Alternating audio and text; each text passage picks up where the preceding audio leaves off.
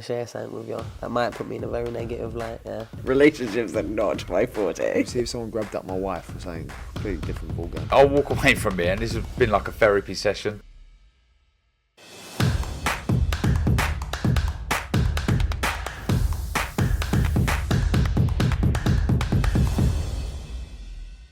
This is KUGAN CASSIUS for IFL TV, proudly sponsored by Everlast. It's Wednesday morning here in Abu Dhabi. I'm joined by Mr. Ramos. How are you, mate? I'm great. Glad to be here. Exciting fight weekend. It's going to be awesome.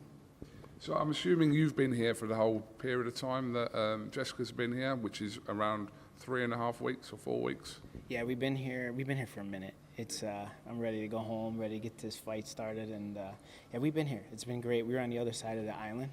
Different atmosphere for sure.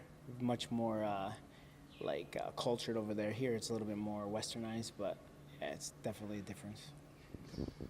When I was talking to Chantel Cameron yesterday, she voiced her frustrations of kind of the delay in this fight kind of taking place from this kind of original tournament format that Eddie Hearn had introduced, etc. But from your side, how's that been? Has that been frustrating as well? No, you know what, to be honest with you, like, I didn't think the fight was going to happen, to be honest with you. So for me, like, I always think negative first, you know, because boxing is that way, you know. But, you know, I think there was the holdup was Callie Reese. You know, I hope she's well. I think she was sick, and I don't know if she's willing to, or I don't know if she can fight anymore. So I definitely, that was a big part of the holdup as well. And, you know, like I told Eddie, I said, if we go down to 140, we would rather go down to 140. We would rather fight undisputed. If you can make that fight, it'd be great. If you can't, you know, we're probably going to go down to 140 anyway. There's really no one at 147, but there was really no delays on our side because as soon as we beat Elma, it was immediate. We got the Chantel fight. So I don't know what she was told on her end, but it seemed to turn over quick for us. Something that I did just speak to Jessica about, we saw you put a post out a couple of days ago highlighting the holds within fights. I think Jessica told me that there's over 200 clips that you'd kind of accumulated, etc. I just wanted you to kind of expand on that a little bit. You know, I think, you know, a lot of people, and it comes from like comments that like Michaela Mayer said from Clarissa Shields, where they say Jessica McCASKILL no skills or whatever they said. And, you know, I don't think people understand. I'm saying this not because Jessica's my fighter, but, you know, Jessica and I have another fighter, Summer Lynn, they don't translate well over film. And no one really understands how hard they punch and how much pressure they actually give you. And if you look at those fights, Katie Taylor got deducted a point for punching and holding. And if you look at that fight, she held 100 times. I think it was like 86 times she held. And, you know, Cecilia Breakhouse had a point taken away for holding. Erica Farias. So, like, if you go back and look at those fights, the referee obviously agrees with me because he took a point away from all those fighters who've never had points taken away. And that has a lot to do with Jessica's pressure, her power, and her, you know, her grit and resilientness to come forward. And I think fighters don't understand it until you're in the ring with her. Are you saying that on all those occasions that you've pinpointed regarding holding, that say we halved that by 50%, are you saying that we would have seen a more aggressive performance from Jessica in all those fights? Yeah, it's exactly what I'm saying. Because if you look at the Candy Wyatt fight, that was a girl who should have held. And Candy Wyatt, I think she held once in 7 rounds. And Jessica, she landed like 46% of her punches. And that girl gave Jessica the space to punch. Now, obviously, your opponent isn't going to give you the space. I understand that. But at the same time, that girl didn't hold, and she probably should have held, and she might not have got stopped, or at least stopped so fast. But what I'm saying is, like, people hold for a reason. They're holding because they're getting punched. And Jessica, she'll throw an 8-piece. Most girls throw 1, 2, 3, maybe a 4. Jess will throw an 8-piece at you twice in a row. So I don't think, you know, people understand. I keep saying it, and I can't stress it enough. Like, everyone underestimates Jessica's power, and I think the only way you truly, truly know what her power is getting in there.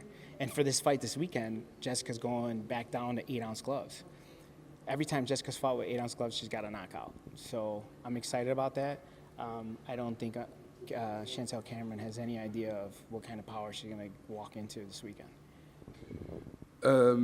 When I was talking to Jessica just now, we obviously made reference to kind of post Katie Taylor, not just her career has obviously taken all different kind of heights, but her as a fighter we've seen the improvements from the outside, and she kind of pinpointed 2 or 3 different reasons. She highlighted you as one of those reasons as well, where has become an improved fighter. But this is something that you probably already saw kind of pre-Taylor, but now we're getting to see it, if that makes sense. Yeah, I think that, you know, Jessica's improved every single fight. I think with regards to Katie Taylor, I don't feel like Katie has improved every fight. I actually think she's slowly degressing. And if you go back and look at Katie Taylor's fights, other than her last fight last weekend, all her fights are getting closer, closer, closer, closer. Eventually, there's only so many times you can go to the well to where I think she's going to get stopped. Now, when we win this weekend, if we ever had the chance to fight Katie Taylor again, I think we stop her. And I think that if Jessica McCaskill stops Katie Taylor, I would never give her a rematch, because I would want Katie Taylor and Brian Peters to always remember me. Really? 100%. That sounds very personal. It is. You know, you got to understand, and I'm putting it out there because I'm the most honest guy. Like, I'm not saying other people are dishonest, but I will say that a lot of people don't live up to the word. You know, I had multiple meetings about Katie Taylor rematches, and, you know, it's frustrating. And I'm a man of my word. If I tell you we're going to do something, we're going to do it. That's it. We don't need to go back and forth. It is what it is.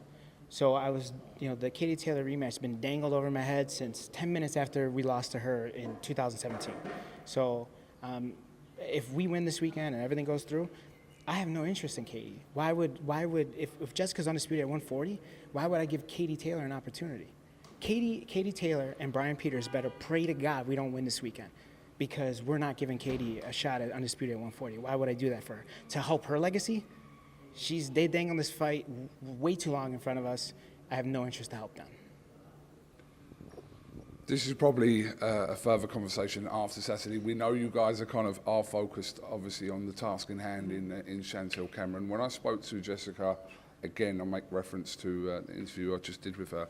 I asked Jessica whether she rates Chantel Cameron, and she said no, she doesn't rate Chantel Cameron. But you, from the other side, making comment on that, surely do you share the same view on that? Do I think she's pound for pound, should be on a pound for pound list? Maybe on the back end, maybe 8, 9, or 10, maybe. I mean, like I said, she inherited one of her belts from Jessica that we vacated at 140. She fought Melissa Hernandez, who's over 40 years old, and 2 weight classes smaller. She fought Mary McGee, which Mary McGee is younger than Jessica, but she carries a much older frame. What I mean by that, she's had children, she's had a lot of fights, she got a lot of miles on her. You know what I'm saying? So she's been fighting since she was 8 years old. Jessica, a lot of people think like, oh, Jessica's 37. She doesn't have the miles that Katie Taylor, that Michaela Mayer, that Clarissa Shields have 150 amateur fights plus. Jessica doesn't have those miles.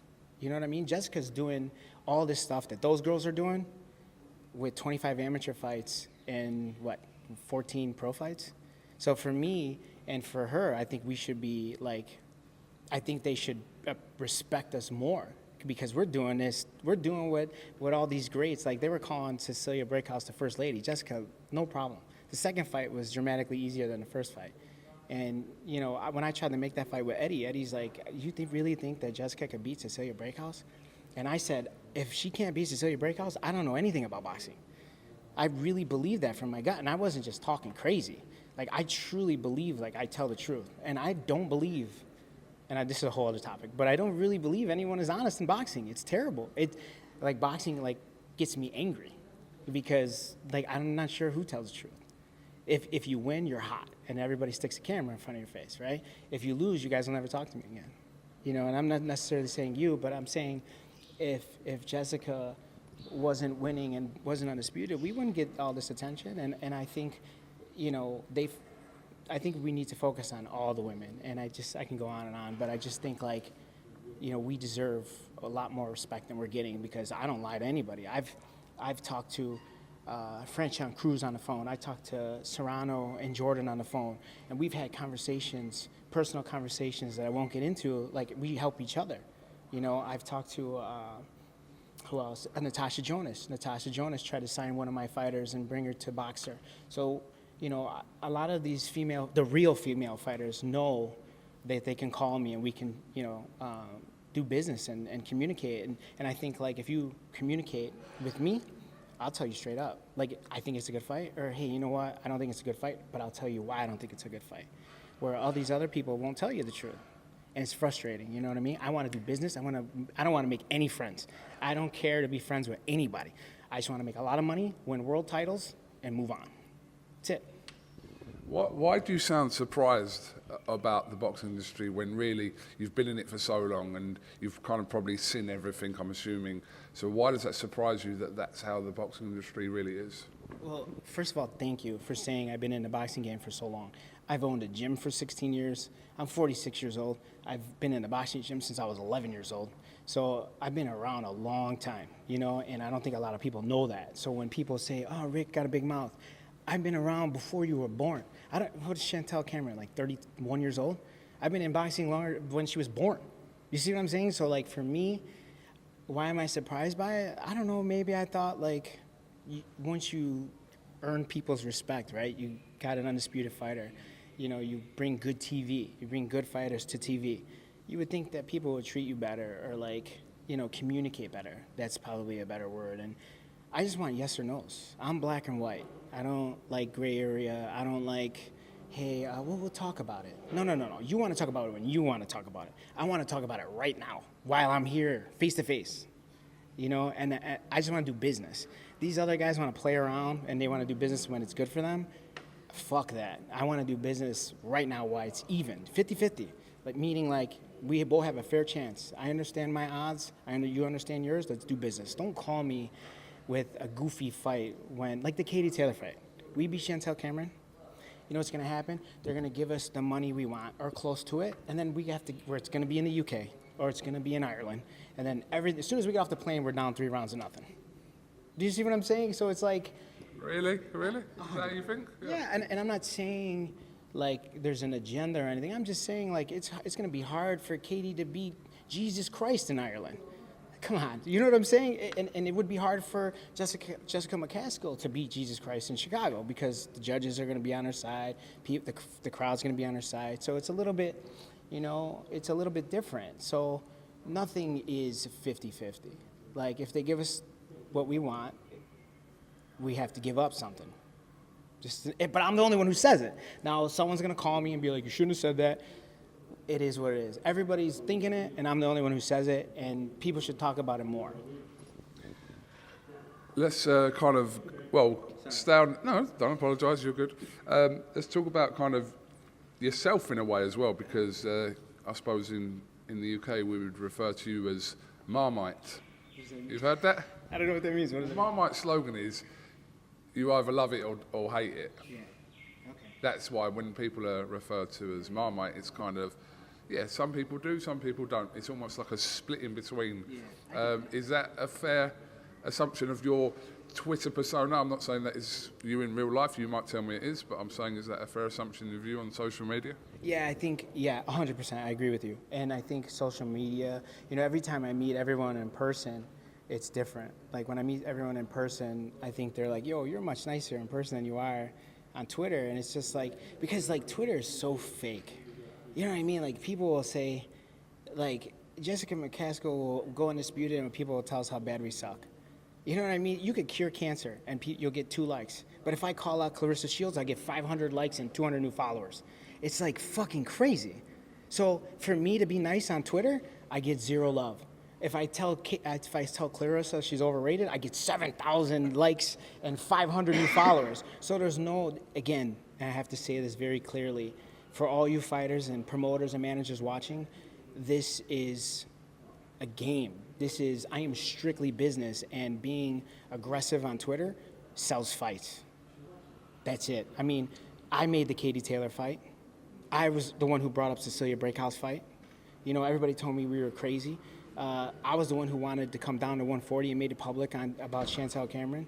Do you see what I mean? It wasn't like those 3 things. Those 3 fights weren't offered to me. I said, we want Katie Taylor, and we got it. because of my mouth, right? Because of my Twitter persona or whatever. You see what I mean? So it's paid dividends, and I know the nicer I am to people on Twitter, it goes nowhere. So if I go for them and go for the chokehold on Twitter, it fucking sells because everybody's a knucklehead. Yes, you guys are knuckleheads. I'm telling you, because they all bite the bait. Me, I don't care. You know what I mean? Like, and here's the other thing too, because everyone says Rick's a fucking boxing coach. He's fucking retarded, right? It's fine. I traded for the biggest banks in the world: Goldman, Deutsche, you name it. Everyone. I traded for everyone on the trading floor. I wasn't like some desk nerd. I was on the trading floor for years. Just retired at 45 years old. I know what the fuck I'm doing. You see what I mean? I have a legal team behind me. Trust me. Just because I don't walk around with lawyers like these other guys, don't mean I ain't got them. So I will push it as far as I can go because I know they'll bite. And it works every time. Honest to God. And I'll say that. I'm giving you my blueprint, and you guys will still fuck it up. What are the 3 biggest problems in boxing today currently? Good question, but are we talking about male boxing or female boxing? I'm talking about the industry as a whole. So you can kind of cross between the two on certain ones. Well, there's so many things, but like first of all, with the big fight, let's talk about the big fight, right? Like, and I say this respectfully because I'm gonna get fucking hung for this, but if I was Canelo, I would have started my own channel. If I was Ryan Garcia, I would have started my own channel. And I say this as humbly, but as dead serious as I can. Every promoter should pray to God that I don't find a Canelo or Ryan Garcia, because I will start my own channel, I will stream my own stuff, and it will be different. And I say that because it's almost like the promoters nowadays let me come 5 feet from them, but they just, hey, you should stay out there. Give Rick a little bit so he doesn't starve, but give Rick a little bit so he'll shut the fuck up and stay over there. What I'm saying is, like the same way they tell me, which again, no one talks about, everyone will say, a lot of promoters tell me indirectly, like, Rick, you got to play ball a little bit. No, I don't have to kiss anyone's ass. I'm going to bring a good product, and I'm going to do better. So to answer your question, I'm sorry. If the fighters were a little bit smarter, they would have empires. If Canelo thinks 300 million's a lot of money, $1 billion's fucking amazing. Canelo should be a billionaire. I'm telling you. And Ryan Garcia should be worth 50 million.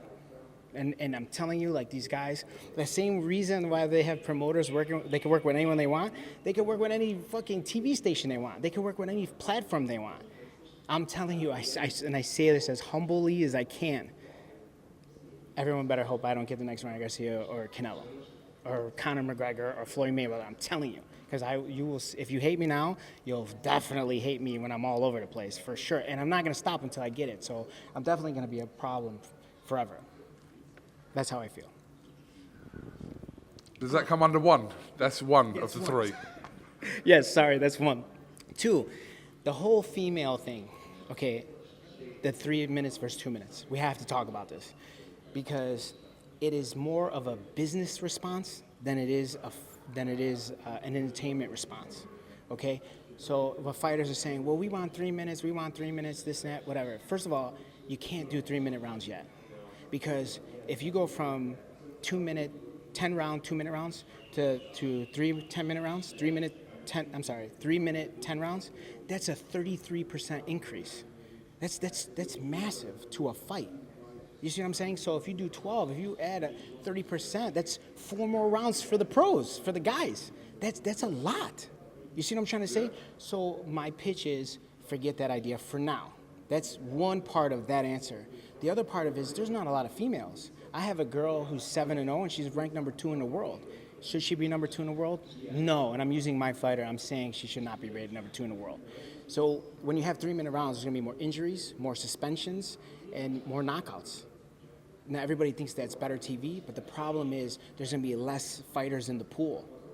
Those girls, the girls who are opponents, they can fight 2-3 times a year right now. You add another 33% more to a fight, they're gonna fight once every other year because they're gonna be broken hands, they're gonna get knocked out. How many knockouts can a female take until they realize this isn't for me? Wouldn't you agree, though, that there are a percentage of female fighters out there that would benefit from having the extra minute? Yes, I'm glad you brought that up. Serrano versus Katie Taylor, Katie would have got stopped. That's a whole other story. But like So Serrano is probably a better 3-minute fighter. Clarissa Shields has been a gym rat since she was like 8 years old, so I think it would benefit Clarissa Shields. It would benefit Jessica. It would benefit Clarissa. And I have the fighters who it would benefit, and I'm saying I think it's no good.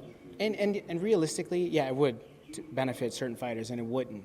But are they going to get paid more? And how do you prove that they would get paid more? You see what I'm saying? So it's a lot of gray area. I think the number one step you should do is 12 2-minute rounds. That's a good step in the right direction for championship bouts. Yeah. And I think that's a good start. Let's see how it goes. And then I think eventually you say, okay, every fighter who turns pro in 2023, they do 3-minute rounds. So they can only do 3-minute rounds. You see what I'm saying? And then you slowly walk it up.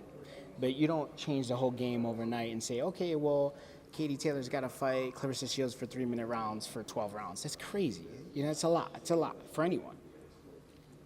I think you do it slowly. I think you do it, give everybody a year notice. I think you do anyone who turns pro in 2023 fights, you know, your 4-rounders are 3-minute rounds. And let's just see how it goes. I guarantee people are going to complain. I guarantee there's going to be a lot more injuries, a lot more, hopefully not a lot more deaths. And I think there's going to be, and I think for the people who complain that they don't fight enough now, they're going to fight even less.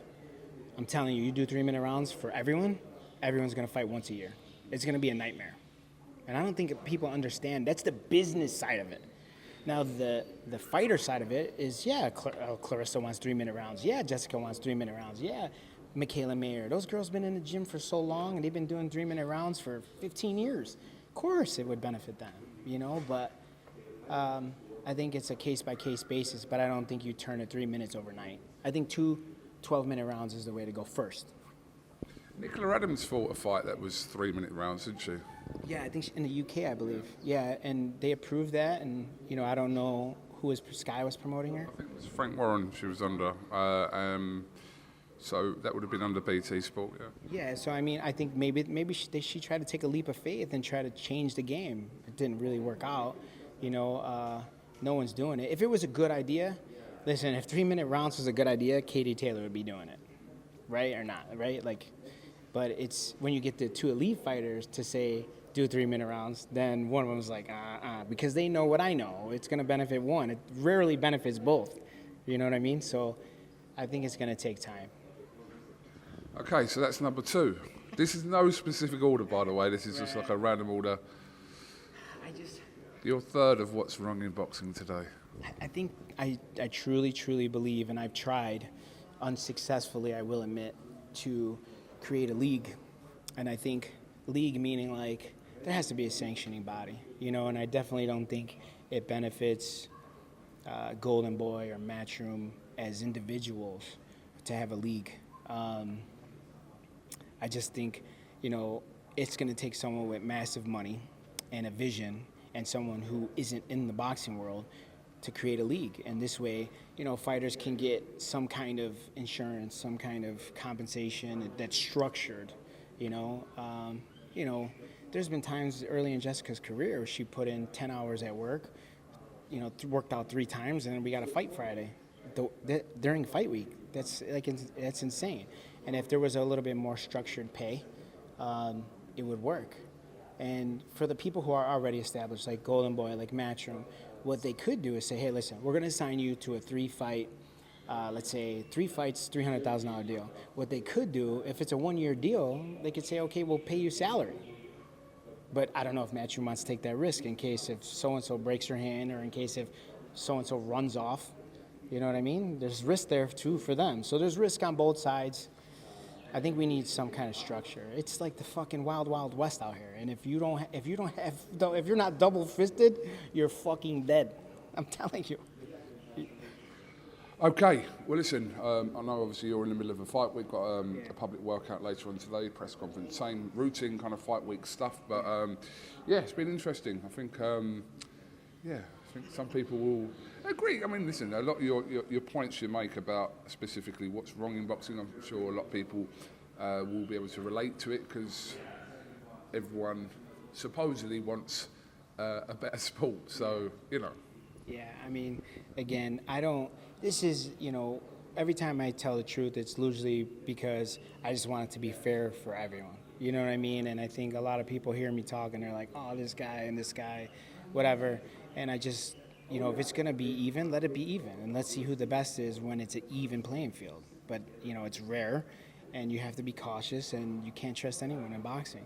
And, you know, more people should speak on that. You know, it's, you know, everybody fend for themselves kind of thing.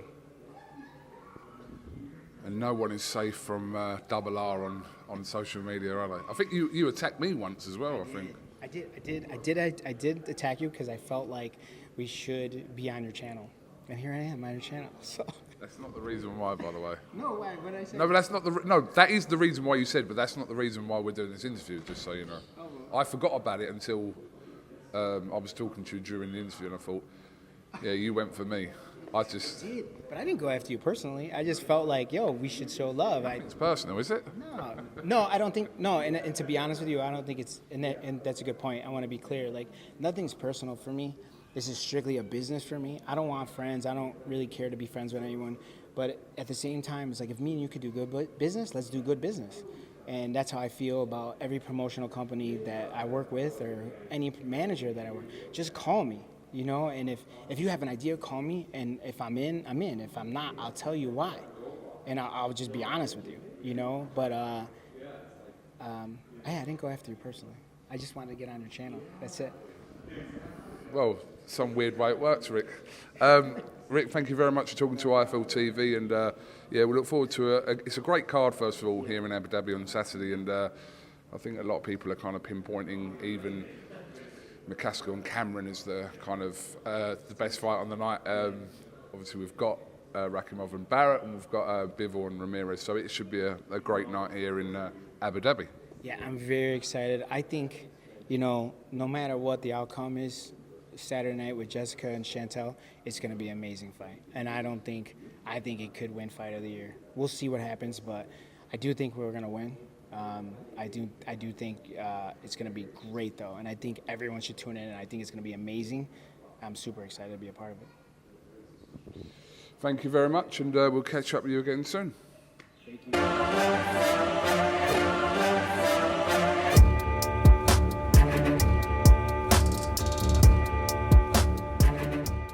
I'm going to share something with you that might put me in a very negative light, yeah. Relationships are not my forte. See if someone grabbed up my wife or something, completely different ballgame. I'll walk away from here, and this has been like a therapy session.